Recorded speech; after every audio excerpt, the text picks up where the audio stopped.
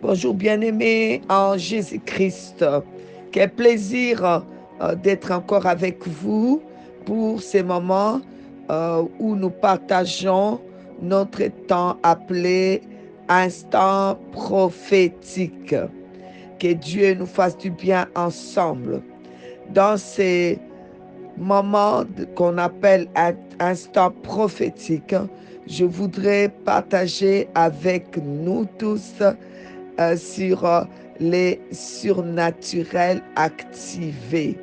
Amen. Gloire à Dieu, gloire à Dieu, gloire à Dieu.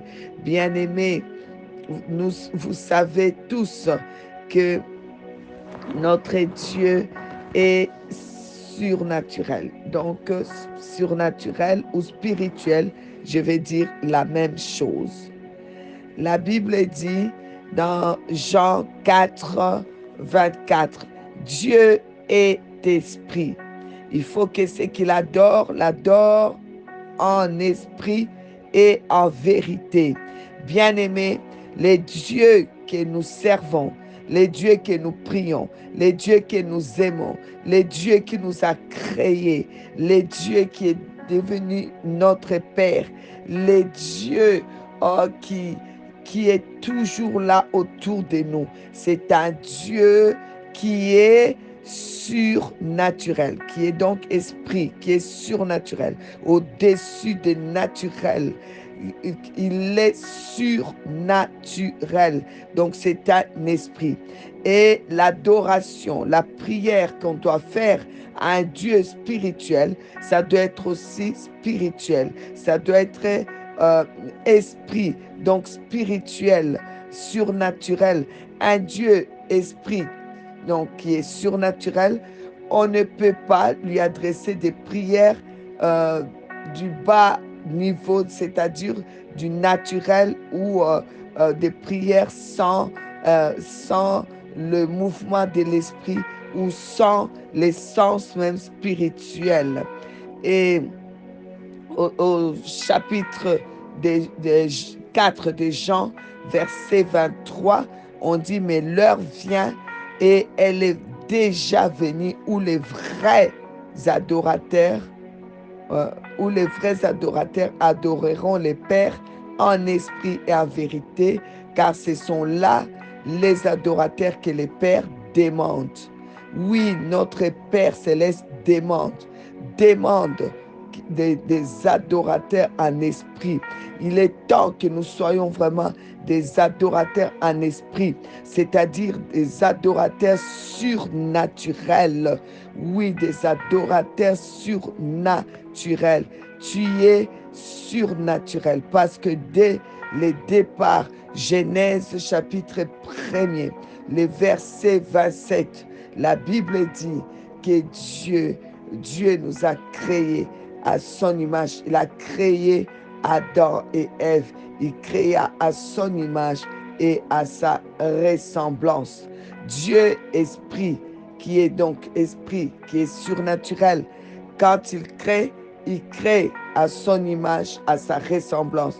Son image, c'est quoi? C'est surnaturel et c'est quoi? C'est surnaturel, sa ressemblance, c'est surnaturel, c'est esprit. Alors, c'est pour cela que dans Jean 3, 6 à 8, vous pouvez les lire si vous voulez. La Bible nous parle de ce qui est né de l'esprit. C'est Jésus qui dit, ce qui est né de l'esprit est esprit, ce qui est né de la chair est chair, et ce qui est né de l'esprit, celui qui est né de l'esprit, c'est comme les vents, il souffle, on ne sait pas d'où il vient et où il va non plus. Donc, celui qui est né de l'esprit est surnaturel parce que c'est comme le vent, on ne le voit pas. On sait que euh, le vent est là. On sait que le vent fait rentrer l'air que je respire, mais je ne sais pas prendre le vent et l'attacher, mettre dans un verre ou mettre dans une caisse. Parce que c'est pas possible. Et c'est ça la personne qui est née de l'esprit. Alors, la Bible dit dans 1 Jean 5, le verset 4, parce que tout ce qui est né de Dieu donc tout ce qui est né de Dieu, donc qui est surnaturel, qui est spirituel, tout ce qui est né de Dieu triomphe du monde. Alors, bien-aimés, on ne peut pas triompher de ce monde, on ne peut pas triompher aussi de, de tout ce qui est attaque surnaturelle si on n'est pas né de Dieu.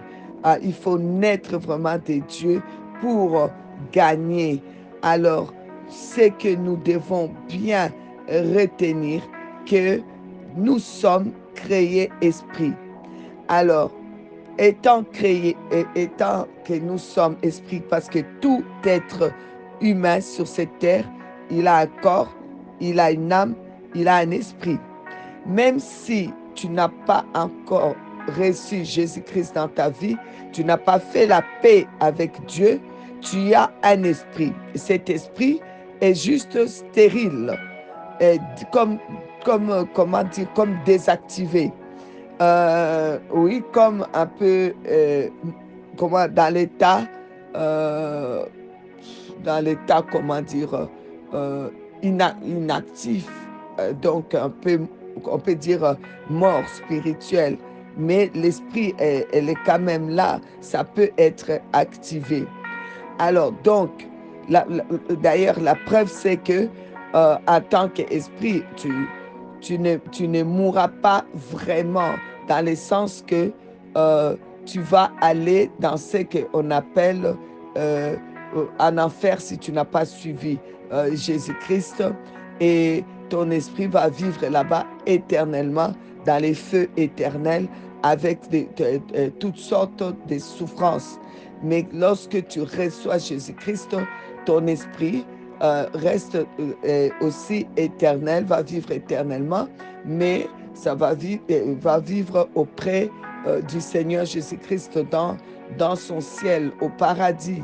Donc, de toute façon, il y a que deux chemins après la mort du physique, après la fin de la vie physique ici sur la terre. Le corps va mourir, mais l'esprit devra aller vivre quelque part où c'est avec le Seigneur Jésus-Christ pour l'éternité ou en enfer pour l'éternité, parce que tu es un esprit. Alors, nous sommes donc esprit qui est éternel, qui va vivre tout le temps, parce que nous avons été créés par un Dieu qui est esprit éternel. Tu veux ou tu veux pas, ben, tu dois choisir où tu vivras éternellement avec le Seigneur Jésus-Christ ou éternellement en enfer. Donc, voilà. Et dans cette vie, dans ce monde, tu ne peux pas gagner si tu as perdu euh, ton sens ou bien ta vie surnaturelle. Il faut savoir que tout ce qui arrive, même dans notre vie, au niveau que nous disons naturel, ça a d'abord commencé dans les spirituels. OK? Alors, donc, je disais, même l'église que Jésus-Christ appelle le corps du Christ, qui est le corps du Christ, l'église est surnaturelle. Matthieu 16, le verset 18. Et moi, je t'ai dit que tu es Pierre et que sur cette pierre, je bâtirai mon église et que les portes de séjour des morts ne prévaudront point contre elle. Je te donnerai les clés des cieux, verset 19, hein.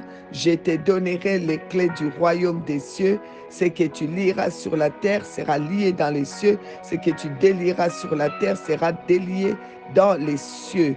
Donc l'église, corps du Christ, est surnaturelle. Surnaturelle. L'église, corps du Christ, est surnaturelle. Alors, donc, étant donné que l'Église est surnaturelle, nous savons que Jésus-Christ est la tête même de l'Église, la tête, la colonne vertébrale de l'Église. Et nous sommes les membres, où chacun de nous a sa part. Comment dire, il y en a, celui-là c'est l'ongle, celui-là c'est le doigt, celui-là c'est la main, celui-là. Donc on compose tous un corps. Donc c'est un corps qui est surnaturel parce que sa tête, sa colonne, tout est surnaturel, étant donné que nés de l'esprit, nous sommes comme les vents, donc nous sommes surnaturels. Le corps du Christ est surnaturel et c'est ce corps que Christ appelle son Église. Il bâtit son Église lui-même, une Église surnaturelle. L'Église, ce n'est pas les bâtiments, ce n'est pas des chaises. L'Église est surnaturelle, composée des êtres surnaturels qui ont leur esprit activé pour la gloire de Dieu. Alors, étant donné que l'Église est surnaturelle, l'Église détient aussi des clés surnaturelles pour lier de la terre vers le ciel, délier aussi de la terre vers le ciel, parce que l'Église est surnaturelle. Et étant surnaturelle, les portes des séjours des morts, c'est-à-dire les portes du surnaturel démoniaque, ne peuvent pas prévaloir contre l'Église. Alors l'Église doit rester, étant donné que l'Église est surnaturelle, tout ce qui est surnaturel, démoniaque, toutes les portes démoniaques, que ce soit de la maladie, de la mort précoce, des destructions, des complots démoniaques, ne peut pas prévaloir sur l'Église qui est le surnaturel divin. Vous comprenez? Alors c'est pour cela que l'Église doit être conscient de son caractère et de son caractère surnaturel, doit être conscient que l'Église doit être consciente qu'elle est surnaturelle. Tu dois être conscient que tu es membre du corps de Christ. Tu es l'Église. Tu es l'Église qui est surnaturelle. Alors n'oublions pas non plus que l'ennemi qui nous combat, donc les diables, les démons, tout ça, ils sont surnaturels. Donc, si toi, tu ne mets pas l'accent sur le caractère surnaturel en toi, tu vas avoir des problèmes parce que l'ennemi qui nous combat est surnaturel. Les dieux que tu dois adorer et prier est surnaturel. Les armes pour combattre l'ennemi, c'est surnaturel. L'Église est surnaturelle. Alors, tu vas te mettre où si tu ne veux pas les caractères surnaturels? L'ennemi, comme je vous ai dit, est surnaturel. On va dans Éphésiens chapitre 6, à partir du verset 12. Car nous n'avons pas à lutter contre la chair et le sang, mais contre les dominations, contre les autorités, contre les princes de ce monde des ténèbres, contre les esprits méchants dans les lieux célestes. C'est pourquoi prenez toutes les armes de Dieu afin de pouvoir résister dans les mauvais jours et tenir ferme après avoir surmonté. Tenez ferme, ayez à vos reins la vérité pour ceinture, revêtez la cuirasse de la justice, mettez pour chaussures à vos pieds les ailes que donne l'évangile de paix. Alors vous pouvez continuer à lire. Ici, on nous précise bien que l'ennemi qui nous combat est surnaturel. Ce n'est pas la chair, ce n'est pas le sang, ce n'est pas naturel. C'est des dominations, des autorités donc surnaturelles, les princes de ce monde des ténèbres, les esprits méchants dans les lieux célestes. Alors, comment tu vas les combattre si tu restes dans les naturels? Ce sera impossible. Alors là, tu es vaincu d'avance. Alors, c'est pour cela que nous devons prendre des armes qui sont surnaturelles. C'est pour ça que le surnaturel en nous doit être activé, ok? pour que nous puissions vraiment nous rendre compte qu'on doit tenir des armes qui sont surnaturelles et que l'ennemi qui vient nous combattre est surnaturel. Et même pour prier notre Dieu, nous devons savoir qu'il y a les surnaturels. Alors, les surnaturels doit être donc activé. Pourquoi? Parce que au jardin d'Éden, vous savez ce qui s'est passé. Dieu a créé l'homme et la femme, on a dit, à son image. Et l'ennemi est venu pour leur dire que, pour dire Dieu a-t-il réellement dit que, vous voyez, en fait, c'était pour pouvoir tromper l'homme. C'était vraiment dans le sens de manipuler la vérité. Au fond de lui, il savait que Adam et Ève étaient déjà surnaturels. Je l'ai dit et je répète parce qu'ils ont été créés à l'image et à la ressemblance de Dieu. Et d'ailleurs, Dieu a amené des animaux devant Adam pour que Adam puisse les nommer. Adam les a nommés comment? Imaginez-vous tout ce qu'il y a comme catégorie des comment dire, races, plutôt, je vais dire, des chiens, des chats, tout ça. Mais en tout cas, ce qui est sûr, c'est que Adam a nommé. Si c'était dans les naturels, excusez-moi, si c'était dans les naturels, ça allait être vraiment, ça, je ne pense pas que c'était possible. Genèse 2, les versets 19. L'Éternel forma, Dieu forma de la terre. L'Éternel Dieu forma de la terre tous les animaux des champs et tous les oiseaux du ciel. Il les fit venir vers l'homme pour voir comment il les appellerait. Et afin que tout être vivant portât les noms que lui donnerait l'homme. Et l'homme donna des noms à tous les bétails, aux oiseaux du ciel et à tous les animaux des champs. Mais pour l'homme, il ne trouva point d'aide semblable. Vous voyez, Adam a nommé tous les animaux dans les surnaturels. Et comme vous savez, les surnaturels, c'est qu'on nomme dans les surnaturels divins, en tout cas, ça reste.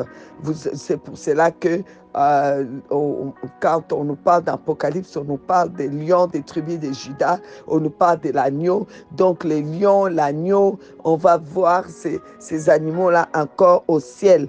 Pourquoi? Parce que l'être qui les a nommés dans les surnaturels. Adam, pour faire cela, c'est vraiment les tests du surnaturel. Adam était un être surnaturel. Et c'est pour cela qu'il a pu nommer les animaux. Alors, la Bible nous dit aussi que Dieu dit, j'avais dit, vous êtes des dieux. Je vais les prendre dans Jean 10, mais c'est aussi dans Apocalypse.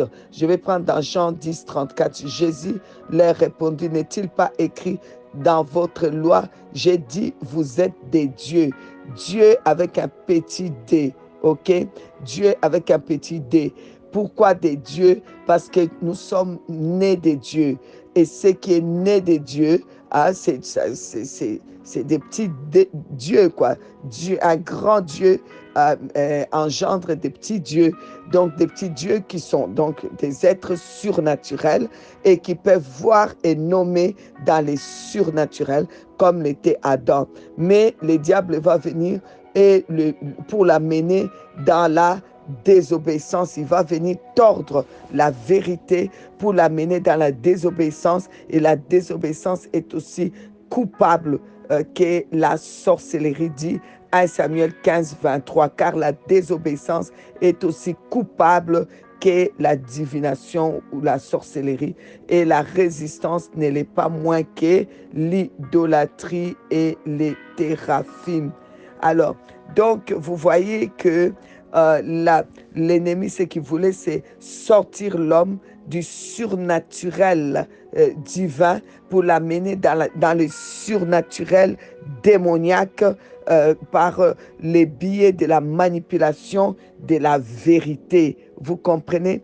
Alors, comme il voulait manipuler la vérité, il fallait qu'il amène l'homme à la désobéissance. Et comme ça, comme il voulait amener l'homme loin de Dieu, il fallait qu'il vienne tordre la vérité et comme ça l'homme va désobéir et quand l'homme va désobéir, il sera il sera dans la dans ce qu'on appelle la divination ou la sorcellerie. Et donc, dans la divination, la sorcellerie, il va pencher de côté du surnaturel démoniaque. Voilà ce que l'ennemi a voulu faire dans la vie de l'être humain. Alors, je n'ai pas fini. Alors donc, ce qui va se passer, je continue donc. Hein. Euh, Excusez-moi. Donc, ce qui va se passer, c'est que Adam, quand Adam a écouté ce que l'ennemi est venu lui dire, là, Adam s'est retrouvé dans le surnaturel, en fait, qui était démoniaque. De l'autre, il a basculé de l'autre côté. Donc, du coup, du côté surnaturel divin, son esprit était comme mort, désactivé. Il ne pouvait plus avoir des relations surnaturelles avec Dieu. Mais il est comme rentré dans la sorcellerie, dans la divination, dans la sorcellerie. Et en fait, le diable l'a menti en lui disant, tes yeux vont s'ouvrir, vous allez devenir comme des dieux. Mais ils étaient déjà des dieux, puisqu'ils sont nés des dieux, puisqu'ils ont été engendrés des dieux. Il a manipulé la vérité pour les sortir de là. Malheureusement, il travaille toujours dans la même façon, venir manipuler la vérité dans notre vie pour que nous puissions désobéir à notre Dieu. Il va venir te proposer ce que tu es déjà, ce que tu as déjà pour pouvoir t'amener à la désobéissance et t'activer, te désactiver en fait du surnaturel divin pour t'activer au surnaturel démoniaque. Et c'est ce qu'il a voulu faire avec Jésus-Christ, en venant lui dire dans Matthieu 4, en venant le tenter et lui dire qu'il faut ordonner à ces pierres de devenir du pain. Alors que Jésus, ça c'est la manipulation de la vérité, alors que Jésus lui-même, il est la pierre angulaire, il est la pierre de toute fondation, de tout fondement. C'est lui, il est la pierre même principale. Et il va venir lui dire d'ordonner aux pierres de devenir du pain. Il va venir ramener le caractère surnaturel divin au truc comme le pain naturel pour désactiver en lui les caractères surnaturels divins et l'activer au caractère surnaturel démoniaque. Et nous devons faire très attention. Dans notre vie, il y a souvent c'est ça que l'ennemi utilise souvent pour pouvoir te désactiver. C'est ça son combat pour t'amener à lui. Alors c'est pour cela que nous devons savoir l'importance de la venue de Jésus-Christ, l'importance de la grâce qui est la faveur de Dieu. Parce que Adam et Ève étant désactivés du surnaturel divin, activés dans le surnaturel démoniaque, Adam et Ève, ils ont fait quoi? Ils ont fait rentrer la sorcellerie dans ce monde, la magie, le meurtre, les meurtres, etc. Alors, Dieu, dans sa grâce, nous a envoyé le salut par Jésus-Christ, par les billets de la grâce qui est aussi la faveur. Et les surnaturels est activé par la faveur, les surnaturels perdus, les surnaturels, disons, désactivés et activés au démoniaque ne peut être qu'activé par la faveur de Dieu, l'opération, par l'opération de l'élection de Dieu et, et ça doit nous faire un tilt et nous devons comprendre que ce que l'ennemi fait, c'est nous mettre encore dans la manipulation de la vérité en nous mettant le piège du mérite pour que nous puissions croire que c'est par des mérites que je peux être surnaturel ou bien que je peux servir Dieu. Alors c'est pour cela que dans l'église du Christ aujourd'hui, il y a beaucoup de comparaisons, des compétitions et là, on désactive et où on s'active au surnaturel démoniaque et on se désactive ou bien on bloque l'activation des surnaturels divins parce qu'on rentre dans le cas des mérites, alors ça entraîne la désobéissance, ça tord la vérité, il y a des comparaisons et c'est compliqué. Alors que par les billets de la faveur, donc de la grâce, Dieu t'impacte. Il t'impacte, il active les surnaturels, il active ou réactive les surnaturels divins en toi et il vient à t'affecter par sa présence, t'influencer par son omnipotence, El Shaddai, son omnipotence, sa toute-puissance. Il vient il vient te communiquer, il vient pour la communication de l'esprit dans ta vie. Et donc, nous devons mettre dans notre tête que le surnaturel divin est activé et travaille sous la faveur, est activé par la faveur et travaille et vit sous la faveur qui est donc la grâce, qui est donc selon l'élection de Dieu. Alors, il faut sortir des pièges des mérites. Personne ne mérite. C'est Dieu lui-même par son élection. C'est un mystère. Alors, on arrête les jalousies inutiles. On arrête de croire qu'on mérite mieux que celui-là ou celui-là ou celui-là. On ne mérite pas. La grâce est liée à l'action divine. Ok? Romains 9, le verset 8, c'est-à-dire que ce ne sont pas les enfants de la chair qui sont les enfants de Dieu, mais ce sont les enfants de la promesse qui sont regardés comme la postérité. Voici en effet la parole de la promesse. Je reviendrai à cette même époque et Sarah aura un fils.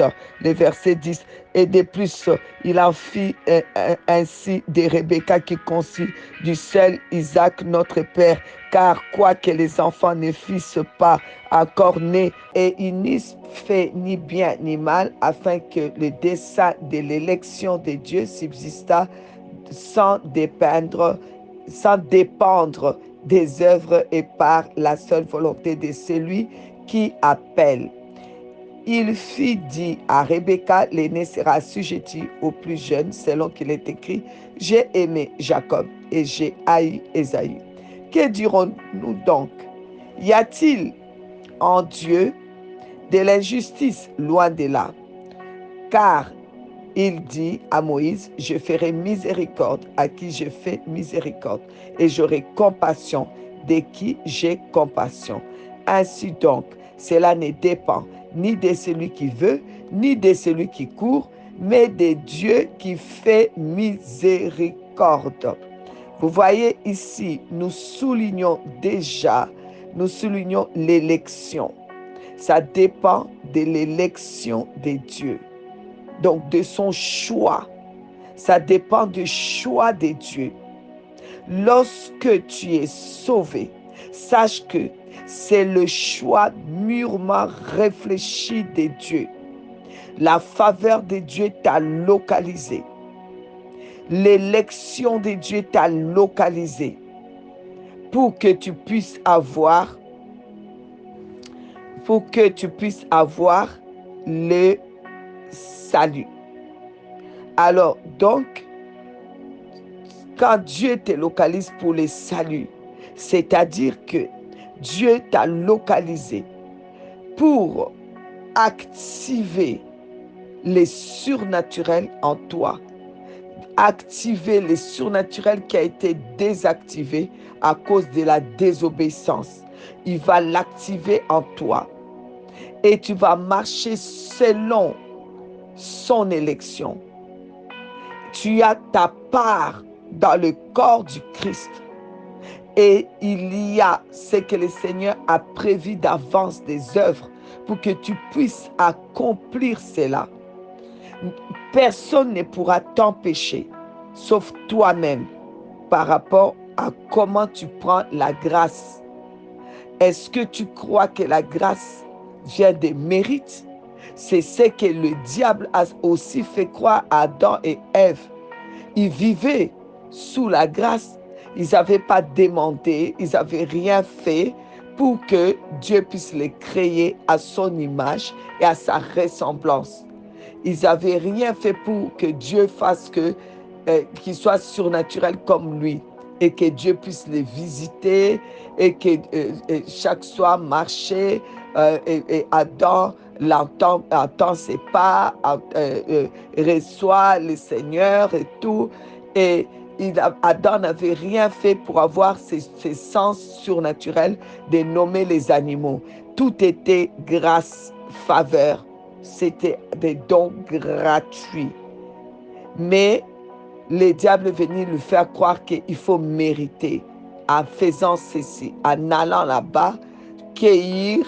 Donc tu fais quelque chose par toi-même, tu vas chercher le fruit de la connaissance du bien et du mal et tu vas manger et puis tu verras, là tu deviendras surnaturel. Je voudrais dire à chacun de nous, Dieu n'active pas les surnaturels dans notre vie parce que nous avons fait ça, parce que nous méritons, parce qu'on est meilleur que l'autre ou l'autre. Non, ce n'est que la faveur. Il faut comprendre la puissance qui réside dans ce qu'on appelle la faveur ou la grâce de Dieu. Il y a une puissance terrible que Dieu utilise. Là où on croit, on reçoit ce qu'il le fait. C'est vraiment gratuit. Tu ne mérites pas. Tu n'as pas à faire quoi que ce soit. Tu reçois simplement. OK? Et Dieu, c'est par son élection. Tout le monde n'a pas reçu l'occasion ou n'a pas reçu la grâce. Il y a des gens qui sont morts et qui n'ont pas été sauvés. La grâce ne les a pas localisés. Toi, ça t'a localisé. Tu n'as pas à croire que tu mérites mieux que l'autre. Non, il n'y a pas de mérite. Alors nous marchons dans cette grâce parce que Dieu fait miséricorde à qui il veut. Il t'a fait miséricorde et il m'a fait miséricorde. Il a eu compassion de nous sans qu'on puisse faire quoi que ce soit. Alors nous acceptons cela. Nous n'allons pas nous comparer à qui que ce soit. Nous n'allons pas nous mesurer à qui que ce soit parce que la grâce est là. La grâce nous a localisés. Alors, il est écrit dans Romains 8, 29, car ce qu'il a connu, donc ce que Dieu a connu d'avance, comme toi, comme moi, il les a aussi prédestinés. Il y a la prédestination à être semblable à l'image de son Fils, afin que son Fils fût le premier-né entre plusieurs. Donc, notre Dieu, par sa grâce, il nous a prédestinés à être semblables à l'image de son Fils. La prédestination, l'élection de Dieu, la faveur de Dieu, qui est sa grâce, dépend simplement de la prédestination de Dieu dans ta vie, dépend de son élection, dépend de son choix simplement. Ça ne dépend pas de toi ni de l'autre.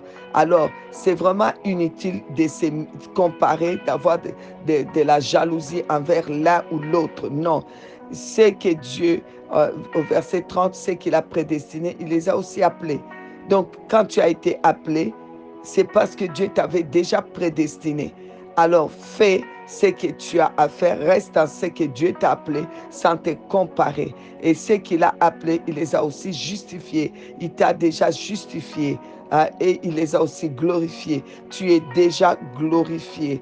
Alors que Dieu active les surnaturels en toi et que tu saches que tu n'es pas exclu de la faveur de Dieu car tu es appelé, tu as été choisi. Cela ne dépend pas de toi, ça dépend de lui.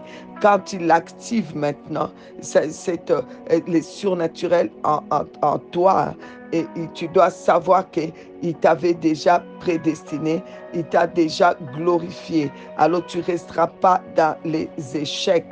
Tu t'élèves maintenant et tu rentres dans ta prédestination. Sache que tu es le choix de Dieu. Sache que Dieu est en train d'activer maintenant les surnaturels en toi. Les surnaturels, c'est les naturels de Dieu. Tu vas opérer des signes, des prodiges, des miracles par la faveur de Dieu, par la grâce de Dieu. Tu fais partie de l'élection de Dieu. Alors, sache-le que franchement, tu n'as pas besoin de manipuler la vérité. Laisse que la présence omnipotente de Dieu puisse t'impacter par sa toute puissance dans ton corps, que tout ce qui n'est pas de Dieu soit expulsé par la puissance de l'activation du surnaturel en toi, que dans ta vie, tout ce qui n'est pas du surnaturel divin soit détruit et éloigné, que tu sois influencé, affecté par la puissance du Saint-Esprit et que tu sois en communication toujours avec Dieu par son Saint-Esprit, que tu sois toujours dans la communication, jamais loin de Dieu. C'est ça l'activation du surnaturel. Oui, que les surnaturels soient activés dans nos vies. Oui, nous allons de l'avant. Nous acceptons cela. Ce n'est que les dons de Dieu. Il est écrit, excusez-moi, dans Jean 6, 44, nul ne peut venir à moi si le Père qui m'a envoyé ne l'attire, et je le ressusciterai au dernier jour. Tu ne peux pas venir à Dieu si ce n'est pas tu ne peux pas venir à Jésus-Christ ou à Dieu si ce n'est pas Dieu lui-même qui t'a attiré. Tu as été attiré par Dieu. Alors le même Dieu qui t'a attiré est fidèle et te gardera dans ses surnaturels. Il active cela. 1 Corinthiens 15, 10. Par la grâce de Dieu, je suis ce que je suis, dit l'apôtre Paul, et sa grâce envers moi n'a pas été vaine, loin de là, je travaille plus que tous, non pas moi, toutefois, mais la grâce de Dieu qui est avec moi. Que la grâce de Dieu qui est venue activer les surnaturels en toi puisse travailler au travers de toi. Que ce soit dans ton travail séculier, que ce soit dans ta vie d'homme ou de femme, que ce soit dans ton ministère, que ce soit dans l'appel, que la grâce travaille. Parce que tu es ce que tu es par la grâce et tu seras ce que Dieu veut que tu sois dans son élection. Tout est grâce. Tout est grâce. Ce n'est que la grâce. Et il ne faut pas te comparer à quelqu'un parce que tu es exceptionnel, parce que la grâce t'a localisé et la grâce active maintenant les surnaturels dans ta vie. Les surnaturels est activé. La ressemblance à Dieu, la toute-puissance de Dieu en toi. Tout est aujourd'hui activé. Les surnaturels est activé. Oui, tout concourt au bien de ceux qui aiment Dieu. Donc ne t'inquiète pas.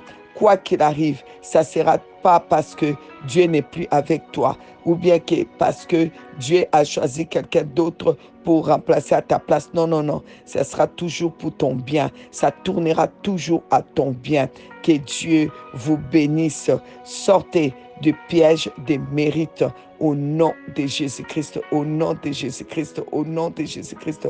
Proverbe 29, 26. Beaucoup de gens recherchent la faveur de celui qui domine, mais c'est l'Éternel qui fait droit à chacun. Amen. Reçois maintenant et que les surnaturels soient activés dans ta vie. Amen, amen, amen. Oh, gloire à Dieu. Que Dieu nous bénisse et nous fasse du bien. Amen.